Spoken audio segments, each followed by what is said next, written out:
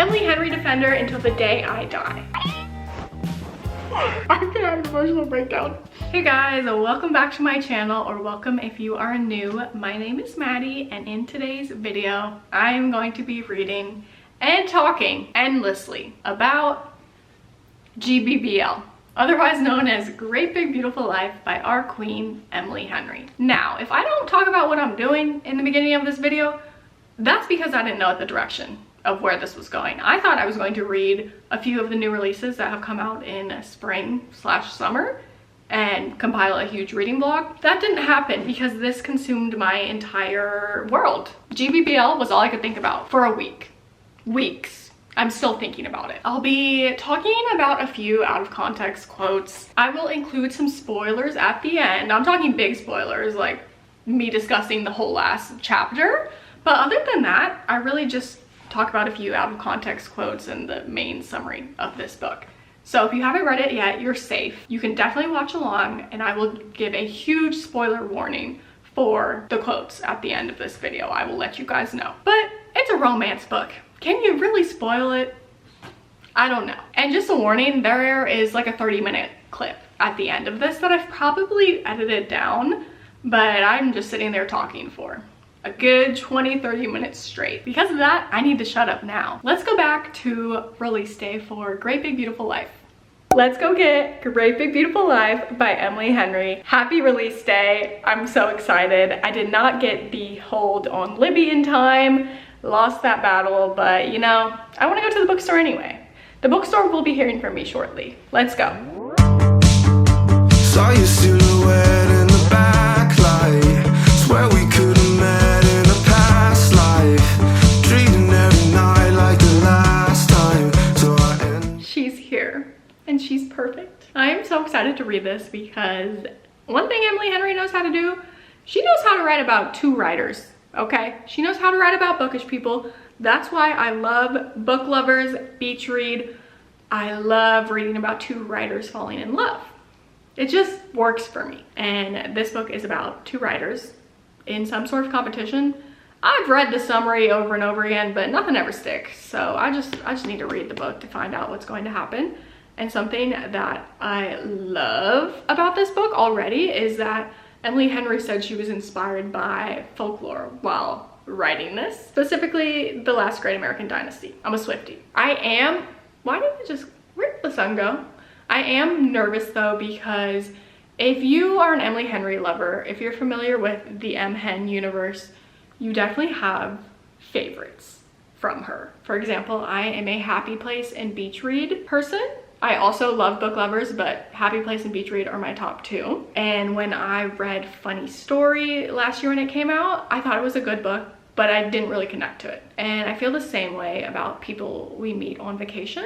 But honestly, that was one of the first books I read by her, and one of the first books I read when I got back into reading a few years ago.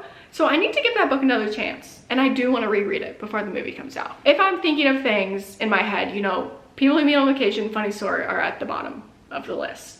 And the few people that received an arc of this have said that if you love Funny Story and People We Meet on Vacation, this book is for you. So I'm kind of nervous that it's not going to be a 5-star read for me, but anything by Emily Henry has potential to be 5 stars. And I'm going into this with an open mind. I really wish I hadn't heard that sentiment, but I'm not gonna let it stop me. Now, on to my reasoning for buying the UK cover.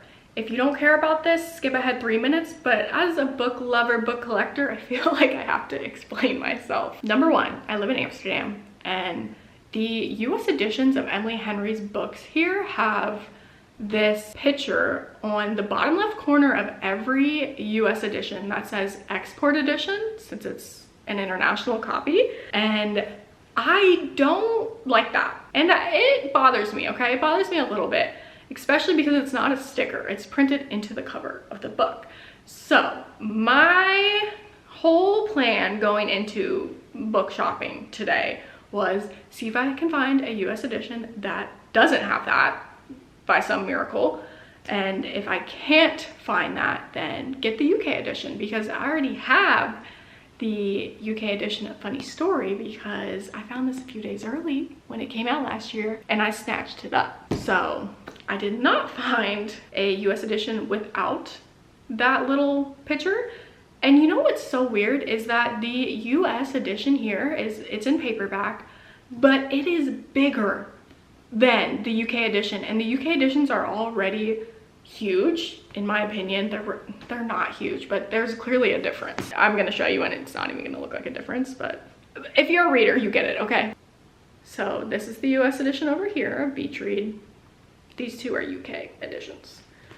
They're just bigger, they feel bigger. This is the vibe, okay? And the US edition here was even bigger than this, which is bizarre. I need somebody to explain to me, like I'm a 5-year-old, why that is a thing. Why are all the different editions different sizes? I mean, it probably has to do with the standard paper size across countries, but it's just interesting. So I decided I didn't want the US edition, and I went to another bookstore and I found this beautiful UK edition. And you know what? I'm glad that at least these two books will match, and then all of my other books by Emily Henry besides Happy Place, because that's when her books started coming out in hardcover, will match. And they will be this paperback size. And I think it's fun that I have these two in the UK edition. How many times am I gonna say edition? I think it's fun that I have these two because I will look at them as memories and I'll be like, oh, I bought those when I lived abroad. I don't want to move back. That was my long-winded explanation that I'll probably end up cutting out, but I am so happy I have a paperback. Sorry to flex on you guys. Our queen, one story to tell, two writers trying to tell it, an ending to beat them all. Okay, I'm gonna shut up and I'll tell you guys when I actually start reading this.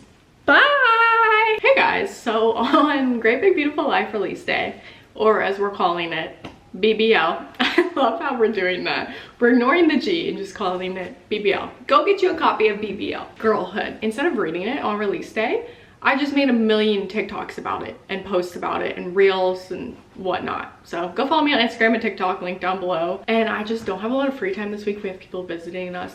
And I don't want to sit down and read a few chapters at a time. I want to binge it because I hate when I only read a few chapters and then I pick it up the next day, read another chapter, and then a few days later, because I'll forget what's going on. I don't feel as invested when I have time away from the book. I want to sit down and read 100 pages at a time.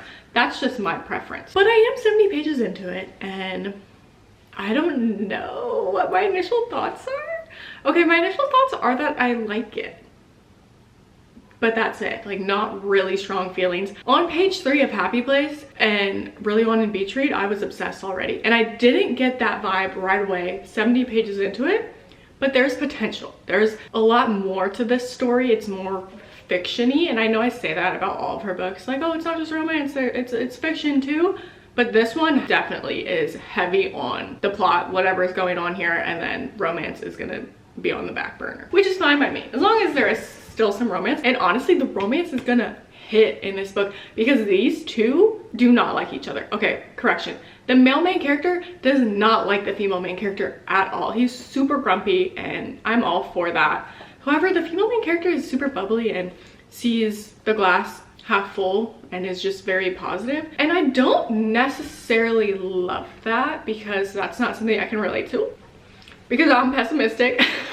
I'm kidding, but I am a positive person, but she's just extremely positive. But there's going to be a reason. We've seen hints at her backstory where she felt like she failed her family. So I'm interested to see where this is going. It is giving me the 7 Husbands of Evelyn Hugo vibes. And I love the setting because they're in a small town or an island in Georgia. I can picture it so vividly because we always go to St. Simon's Island in Georgia the last few years when we want to go on vacation and go to the beach. And I'm picturing, is it Little Crescent Island in this book, or Crescent Island? I'm picturing that like St. Simon's. It's perfect. I really, really like the setting a lot. And she's actually switching the setting up in this book because most of her books take place in the Midwest or the East Coast. Like Beach Read is what, in Michigan? Happy Place is in Maine. Don't know where Book Lovers is, but Rhode Island kind of feels right. People Like Me on Vacation, I guess it's not. I don't know where that takes place at all. I need to reread that. So I'm excited to see a little Southern read. And I actually just finished Conditions of Will by Jessa Hastings, which also takes place in the South. I like it, but there hasn't been a single sentence that really stuck with me yet, except the part where she mentions Pedro Pascal. Love him. I miss you, Joel. If you're watching The Last of Us, you know. But I love Pedro, so she mentioned him. Here's the quote right here because I already forget what it is. Let's get back to reading. I'll update you guys when I have stronger emotions. Could I see this being 5 stars? Yeah. I've read books before where the whole book I was like, 3 stars, and then the ending changed everything. This could be one of those books. I also need to shut up because I'm literally 70 pages into it. Bye. Oh my gosh. Not me saying, wait, is this focus? Not me saying earlier that the romance isn't gonna hit hard until the end, because why is it already hitting? I love the banter already. I'm dog-earing pages with quotes and banter. I like, not really quotes, but I guess banter. And we had a moment where the male main character Hayden said, "You know why."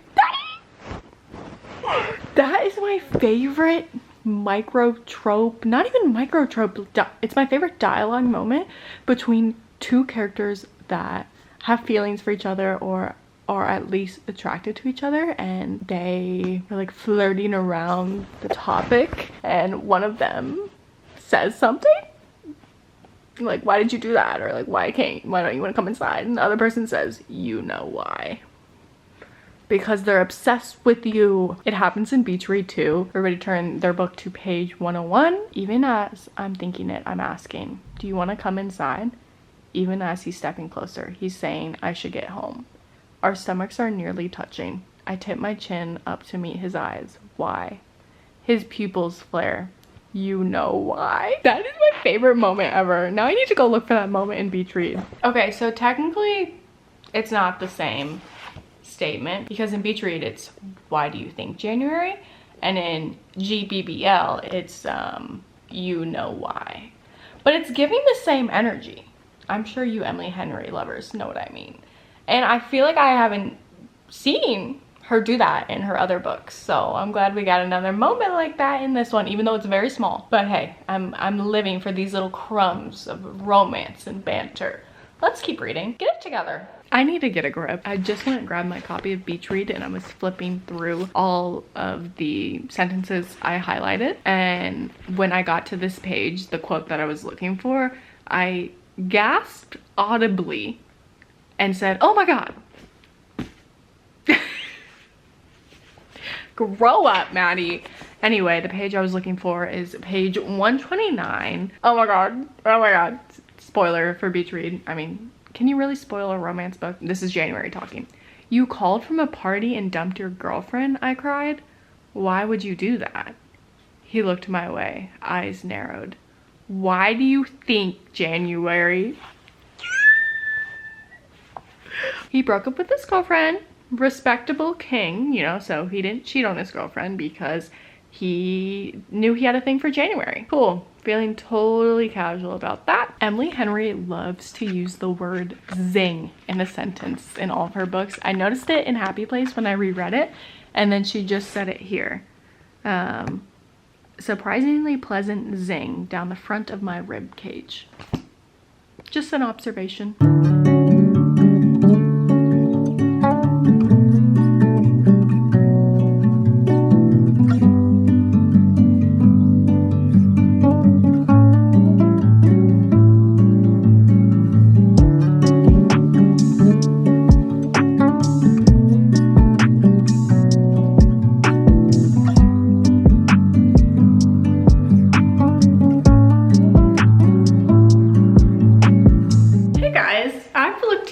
But I just wanted to give you an update before I go to the park and read. Your girl needs to get some sun, okay?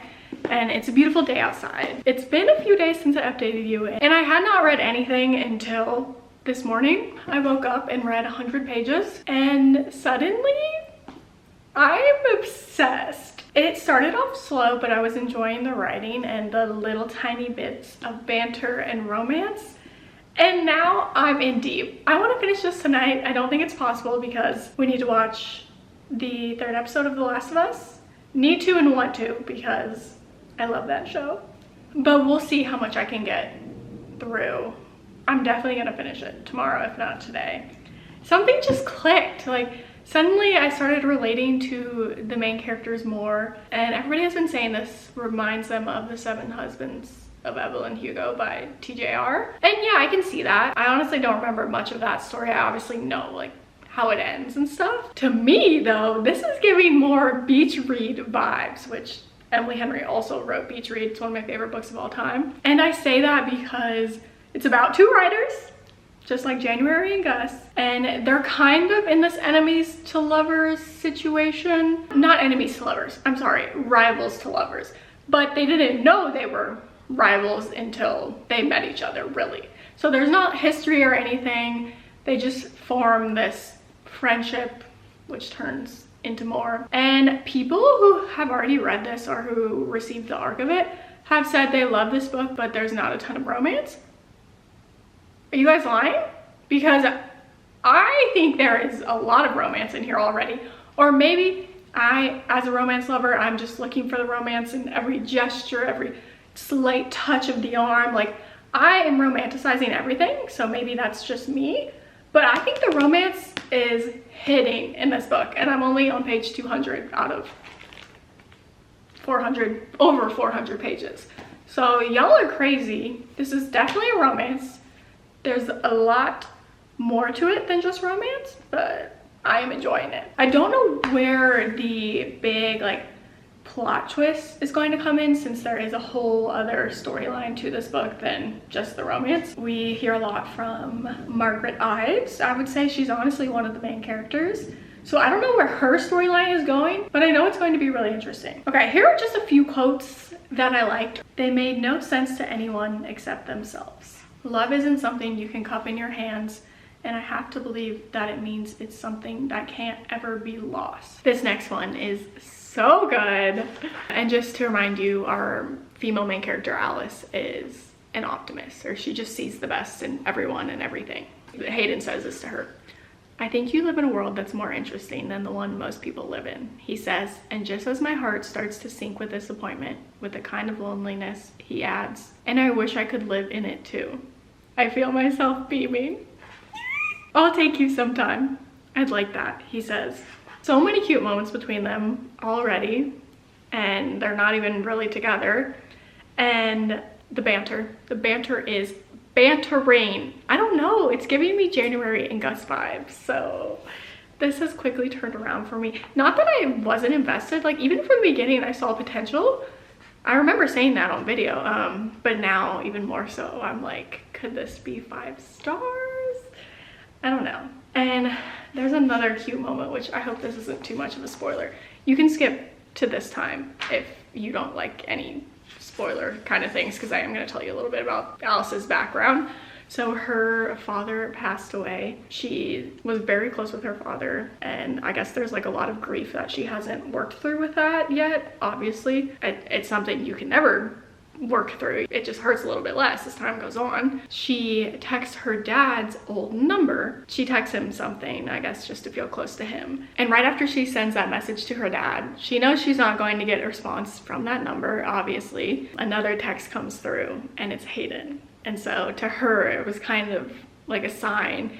They know they shouldn't be getting involved right now for other reasons, but something's just pulling her towards him. Let's go read at the park, yay!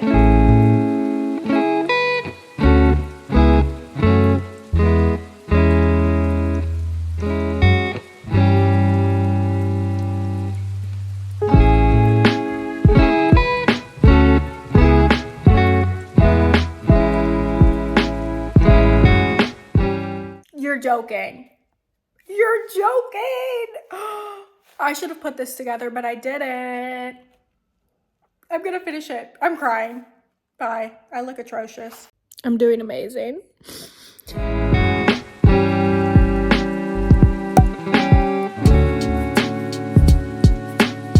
Great Big Beautiful Life. You're telling me people are rating this book 1 star? I just cried so hard I forgot how to breathe. If you rated this 1 star, grow up. Block me. Goodbye. I'm here to defend Emily Henry's honor. She doesn't need anybody to defend her, but guys, This book is a 5-star read for me, and I genuinely can't believe people are rating this book 1 star. That is criminal. I've done some research on why people don't like this book, and then I'm going to tell you why you're wrong. So buckle in.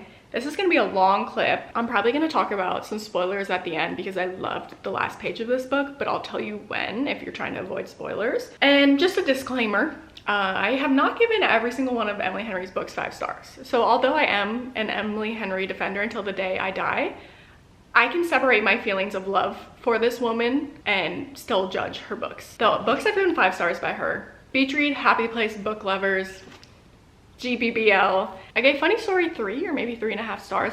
Did not connect with that book at all. Such a big disappointment for me.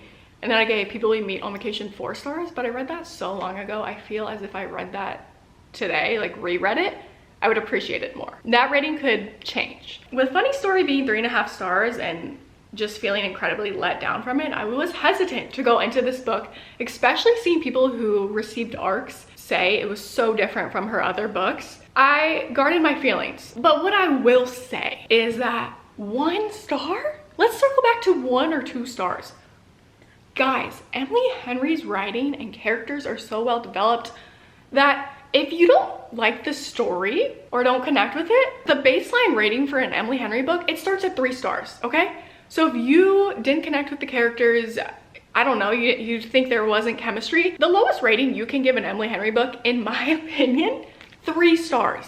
Because her writing is still amazing. Characters are so well developed. That's your problem if you don't like the story, okay? Clearly it's a personal thing. Like, I didn't like Funny Story. I didn't believe their chemistry. I felt like something was lacking, but I still thought it was a 3-star read. I still enjoyed it. 3 stars minimum is the lowest rating I will accept for this book. And if you think it's lower, bye. So where do we even begin? I think I mentioned briefly yesterday that this is similar to Beach Read, so I don't know why people aren't obsessing over this book, because Beach Read is one of Emily Henry's most popular books, or is at least the one I see people say is their favorite the most often. So the fact that people don't like this is beyond me, because this is Beach Read 2.0. Yes, it's 2 writers who fall in love, like, okay, January and Gus, I see you. But it's not even that. It's Margaret's story in this book. If you don't know, this book is about 2 writers that are competing to write a biography for one of the most scandalous women in history, Margaret Ives. And the book is set up so that every few chapters you get to hear Margaret's point of view, and she gets a chance to tell her story, aside from all the tabloids and all the fake journalism stories people published about her back in the day, because she's older. And getting to hear her side of the story, it felt so much like when Gus went to interview people for his book in Beach Read. I think he interviews people that escaped from a cult and stuff like that, which I thought was super interesting in Beach Read. And I have an unpopular opinion. I liked hearing Margaret's story, okay? Sue me. I thought it was interesting. I don't know, it almost reminded me of The Favorites by Lane Fargo, which another 5-star read that I read earlier this year. I loved it. I thought we were uncovering new gossip every chapter. I loved hearing about her love story. I loved even hearing about her family. I loved the family relationships between Alice and her mom in this story, that they finally got to work on their relationship at the end. I don't know. And I loved Hayden and Alice's chemistry. A big criticism of this book is that people think their chemistry was lacking because it's basically insta-love, which is a trope where 2 characters meet and they instantly fall in love. And people are critiquing that, but the same people that are critiquing that probably said I love you to their boyfriend after a week. So back up. Insta-love is believable. I'm tired of people saying they don't believe in insta-love, because that is the most realistic trope. You can't fall in love with your brother's best friend. You're not gonna fall in love with a billionaire. What's realistic is meeting with someone, having an instant connection, dating, and falling in love. 2 people getting to know each other and loving everything about each other is common. We can't have fantasy men. We can't have Zayden or Reese. That's not common. Insta-love is common. That's how I fell in love. But to the people that don't believe falling in love in a month is realistic, my only thing to say to you is, have you ever been in love? Of course it's possible. And what's even better about Hayden and Alice's romance is that they're not 19-year-olds. They're not in high school. I think they're in their 30s. They've dated in the past, but nothing's ever worked out for them. They've been open to love this whole time, but nothing's worked out. So when they finally find each other, they know. They know they're the one. When you know, you know. They knew after spending a few days with each other that there was more, okay? There's a quote that describes this perfectly on page 301. Everybody turn to page 301. After more than 3 decades on this planet, all it took was a few weeks and the right person to entirely rearrange my composition. She's been looking for love this whole time, and it didn't work out for her because Hayden was waiting for her. Becoming obsessed with someone that fast is believable. And the same for friendships. You know how many people I've met, clicked with instantly, and 2 weeks later we were best friends and we're still friends years later?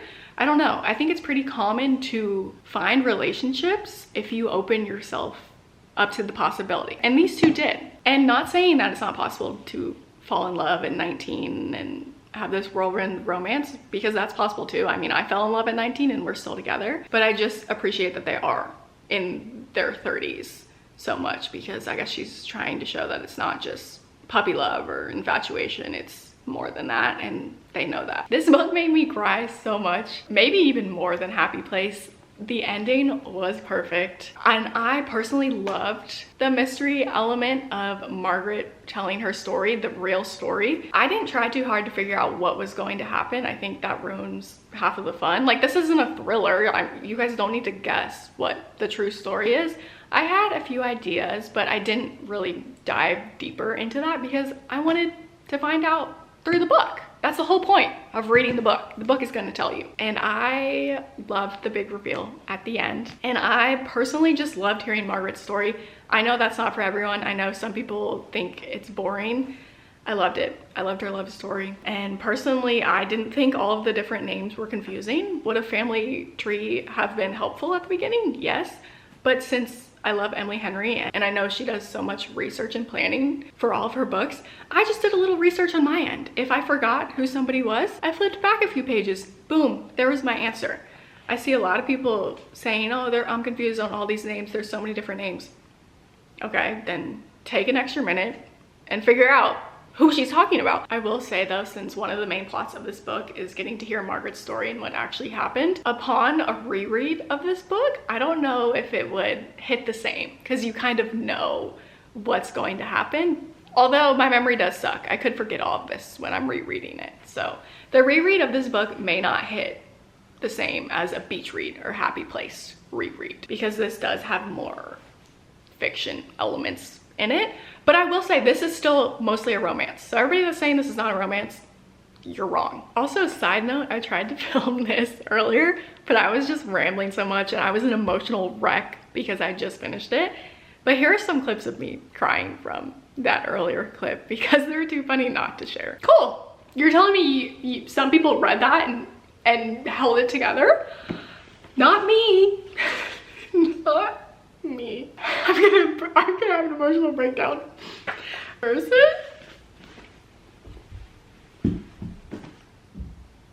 And then it keeps going. I mean, I could read you the whole book at this point. Okay, so people are saying this feels different than Emily Henry's other books, and I just don't agree. It didn't feel that different. The big difference I noticed is that for most of her other books, she writes characters who have a ton of history. She's so good at writing history. Beach Read, Happy Place, People We Meet on Vacation. In Funny Story, they didn't have history, so maybe that's why I didn't connect to it. And in this one, obviously it's the insta-love trope. That's why I think people are saying it's so different, is because she's not writing about two characters with history. Although the history aspect would be Margaret and Cosmo. So maybe that's where I got my fix. I love when two characters are going to find each other time and time again in every lifetime, and nothing can keep them apart, and they work through their problems.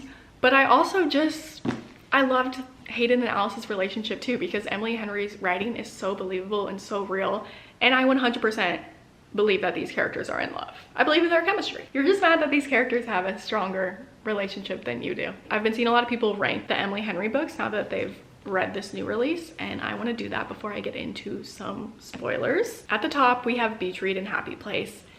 I always say they're tied, but part of me lately thinks that maybe Happy Place is at the top over Beach Read, but maybe if I did a Beach Read reread, Beach Read would be at the top. I don't know. I love those two equally. So in first place we have Beach Read and Happy Place.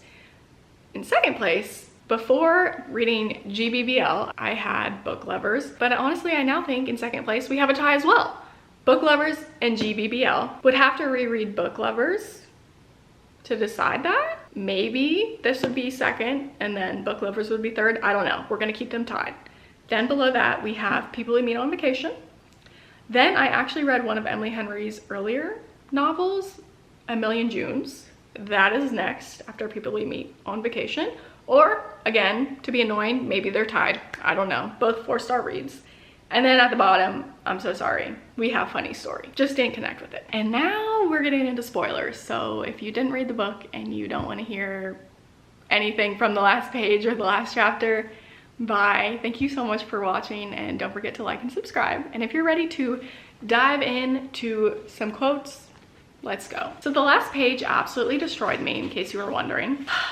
So let's just read it. Cosmo Sinclair is still alive, I swear. You can just feel it in the way Margaret Ives talks about him. One conspiracy theorist writes, and hundreds more upvote the comment.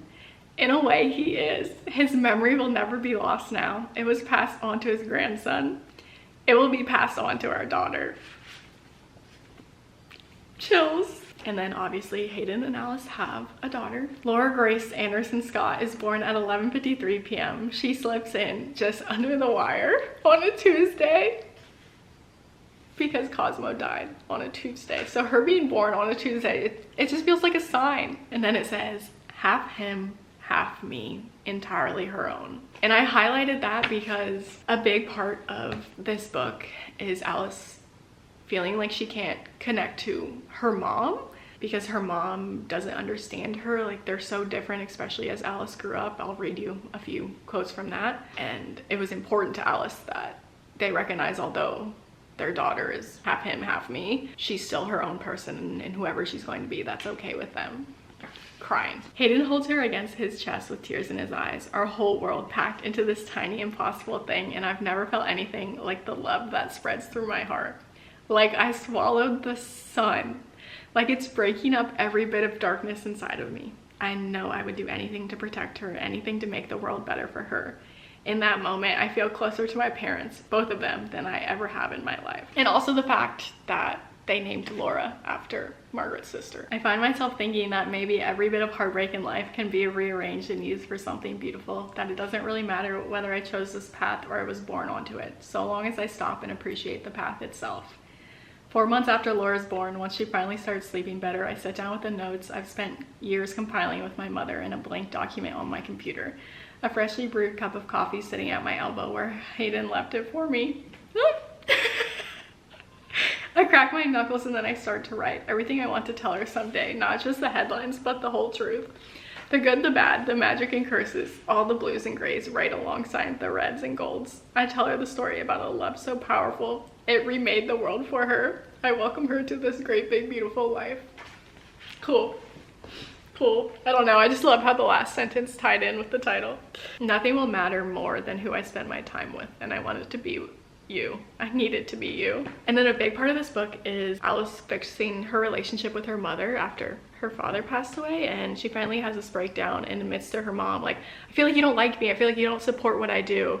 And this is what ensues. And this part, oh my gosh, and this part plays into it later. When you were a tiny little girl, you were always glued to my side, all day, every day. Audrey was more independent, but you were my shadow. I sniff, wipe my eyes. I was. She nods. And as you grew up, you grew into yourself. I don't know how to explain this in a way that won't make me seem like an asshole, so I'll just say it. The first few years as a mom, it felt like you and your sister were pieces of my heart walking around outside my body. You were your own people, but you were also mine. It feels like a miracle because it is. You had your father's DNA and you had mine, and somehow that made a whole new person who is both of us and neither. And then you started growing up and you found new things to like, things I'd never even really considered, pieces of yourself that were all you. And you didn't need me anymore. It was amazing. It's what's supposed to happen. But it was terrifying too, to let you grow past me. And then she's like, Mom, I didn't need you because you were worried about Audrey. Her sister was sick when they were younger, so that was a huge burden Alice took on herself to becoming independent and this positive person. So then Alice decides to spend time with her mom and like recording her mom and her dad's love story. Like that's her next great project. And so she moves in with her for a few years. And this sentence Oh my God. What is her mom's name?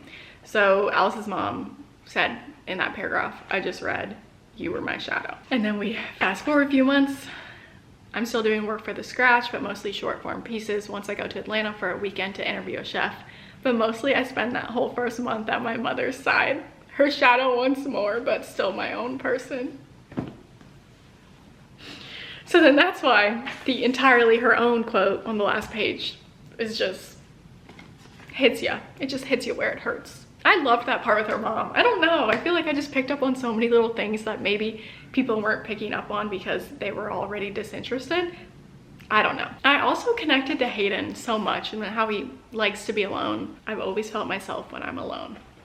Same. Listen to this sentence.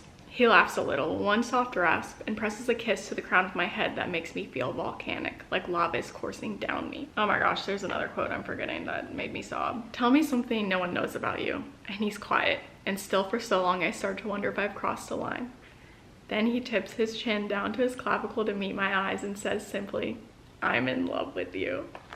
Beautiful expression of writing right here. His hand eclipses mine, and I pull it across the table to press a kiss to the back of it, the only way I can keep myself from blurting, "I love you." The tender expression that dawns across his severe features makes me think he heard the words all the same. This is the best part. It's kind of taken out of context, but you get it. I prefer that version of the world, I say, smiling up at him. His arms ring my waist, his nose scraping along mine. You do?